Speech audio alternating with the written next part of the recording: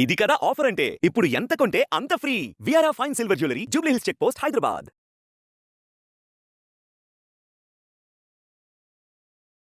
నమస్కారం, welcome to Suman TV. నేను గీతాంజలి. అందరికీ సాధ్యమయ్యే విషయమే కాదు, దానికి ప్రత్యేకంగా కొన్ని మార్గాలు ఉన్నాయి అని అంటున్నారు శ్రీ శ్రీ శ్రీ ఆదిత్య పరాశ్రీ స్వామివారు.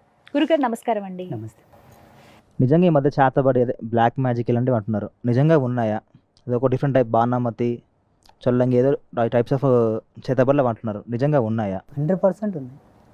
అంటే ఇలా ఇప్పుడు ఒక మనిషిని ఏమంటారు ఏదో వసం చేసుకోవాలనుకుంటారు, ఇంకోటి అదే మరుగు మందు ఇలాంటి టాపిక్స్ అంటారు, నిజంగా అవి వర్కౌట్ అవుతాయా? కెమికల్ రియాక్షన్ అది. ఇప్పుడు డాక్టర్లు కూడా వేరే ఏదైనా ఇయరాని డ్రగ్ మనకి ఇస్తే మనకు రియాక్షన్ అవుతలేదా? అట్ ద సేమ్ పసురులు ఉన్నాయి, చాలా ఉన్నాయి. మనిషిని ఆరోగ్యవంతంగా చేయొచ్చు, అనారోగ్యంగా చేయొచ్చు, మరణం కూడా చేయొచ్చు. ఇప్పుడు పుట్టినవి కాదు కదా, అనాది కాలంగా అప్పుడు పాతకాలం నుంచి వచ్చినవి ఇవి.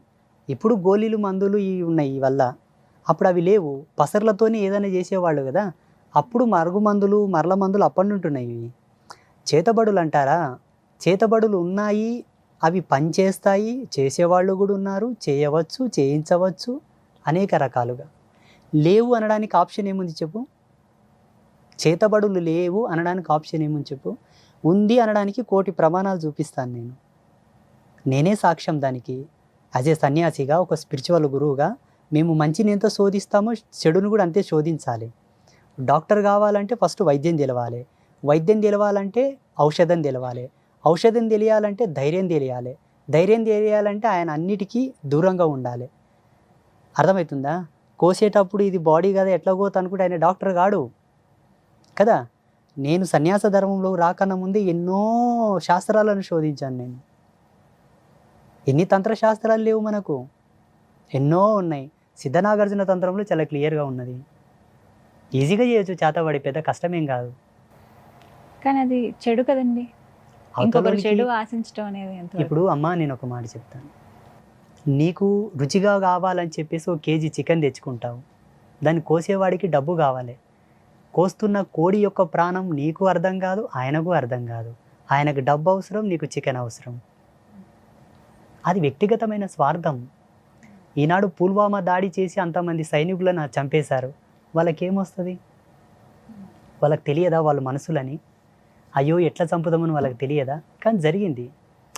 ఇది వ్యక్తిగతమైన స్వార్థం, వాళ్ళ యొక్క దురాభిప్రాయం, వాళ్ళ యొక్క దురాలోచన. చేసేవాళ్ళు చేస్తుంటారు, చేయించేవాళ్ళు చేయింపజేస్తుంటారు. బలయ్యే వాళ్ళకి నేనేం చెప్తానంటే, చేతబడి క్రియలకు గురి అయ్యే వాళ్ళకి నేనేం చెప్తానంటే, ఏ ఇంట్లో అయితే రోజు ఉదయ సంధ్యలో దీపం వెలిగిస్తారో, ఏ ఇంట్లో అయితే రోజు సాయం సంధ్యలో దీపం పెడతారో, ఏ ఇంటి యజమాని వారానికి ఒక్కసారి అమ్మవారిని దర్శనం చేసుకుంటాడో ఆ ఇంటికి చేతబడు ఎక్కదు. సంకేతాలు ఏమైనా తెలుస్తాయండి?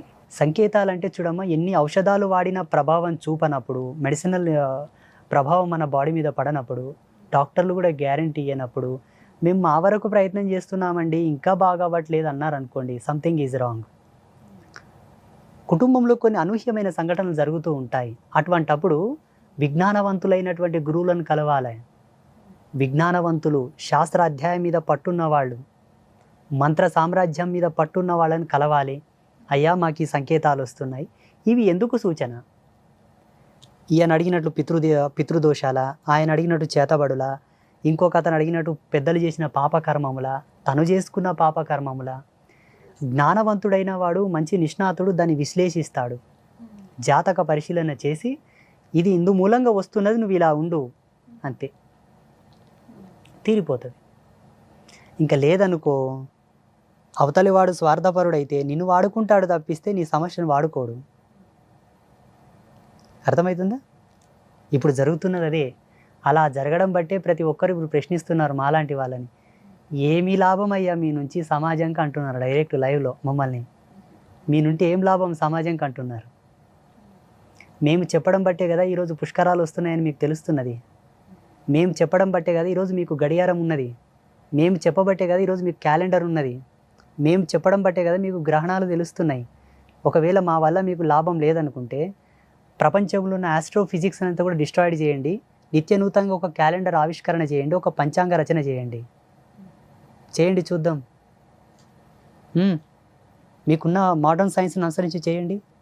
ఈరోజు పెద్ద పెద్ద యూనివర్సిటీలలో మన వేద విజ్ఞానాన్ని అనుసరించే రీసెర్చ్ చేస్తున్నారు. ప్రపంచానికి ఒక సందేశం ఇస్తాను నేను. పాశ్చాత్యులు ఈ దేశం మీదకి రాకన్నా ముందు విదేశాలలో ఏ ఒక్క ఆవిష్కరణ జరిగిందా? విదేశీయులు ఈ దేశం మీదకి రాకన్నా ముందు విదేశాలలో ఒక్క ఆవిష్కరణ జరిగిందా? తిరగలి కూడా లేదా ఆ దేశాల్లో, పిండి రుబ్బుకునే తిరగలి కూడా లేదా ఆ దేశాల్లో, తెలుసా? ఈ దేశం మీదకి వచ్చి ఇక్కడున్న కళాఖండములను, ఇక్కడున్న ధర్మశాస్త్రాలను, వేద విజ్ఞానాన్ని తీసుకెళ్ళిన తర్వాత వాళ్ళు రీసెర్చ్ చేసుకొని అన్ని ఆవిష్కరణలు చేశారు. ఇక్కడెందుకు కాలేదు గురూజీ అంటే ఇక్కడ దౌర్భాగ్యాలు చాలా ఉన్నాయి. 500 సంవత్సరాలు సుదీర్ఘంగా ఏడ్చినటువంటి మాలాంటి తాపసుల యొక్క ఆవేదనకు నిదర్శనంగా అయోధ్యలో రామాలయం కట్టించిన పుణ్యాత్మను ఓడగొట్టారు ఇప్పుడు ఉన్నటువంటి వాళ్ళు, ఇక్కడ ఉన్నోళ్ళు. ఇటువంటి దౌర్భాగ్యులు ఉన్నంత వరకు ఇక్కడ ఏ ఆవిష్కరణలు జరగవు, ఉన్నవే కూలగొట్టేస్తారు. ఇంకా అర్థమవుతుందా? అది సాధువుల వల్ల ఈ దేశానికి ఏ లాభం లేకపోవచ్చు, ఒక లాభం ఉన్నది. మానవుని పరివర్తనలోకి తీసుకొచ్చేది మేమే. నేను సన్యాసిని అయిన తర్వాత ఎంతోమందిని వ్యసన విముక్తుల్ని చేశాను, ఎంతోమందిని ఆల్కహాల్ నుంచి దూరం తీసుకొచ్చాను, ఎంతోమందిని ధర్మం వైపు నడిపిస్తున్నాను, జ్ఞానం వైపు నడిపిస్తున్నాను. నడవని వాళ్ళ పరిస్థితి ఏంటి? ఈరోజు మా పీఠానికి ఎంతోమంది వచ్చి అమ్మా, నన్ను చాలామంది అమ్మ అంటారు, అమ్మవారిలాగా అంటారు, స్వామీజీ కూడా అంటారు, గురూజీ కూడా అంటారు. మా ఆయన మద్యంకి బానిసై రోజు వచ్చి తాగి నన్ను కొట్లో కొడుతున్నాడు అంటారు. ఇప్పుడు ఎవరు బాగా చేయాలి ఆయనని? వైద్య రంగంలో మద్యం బంద్ చేయడానికి ఏ ఔషధాలు లేవు, ట్రీట్మెంట్ లేదు.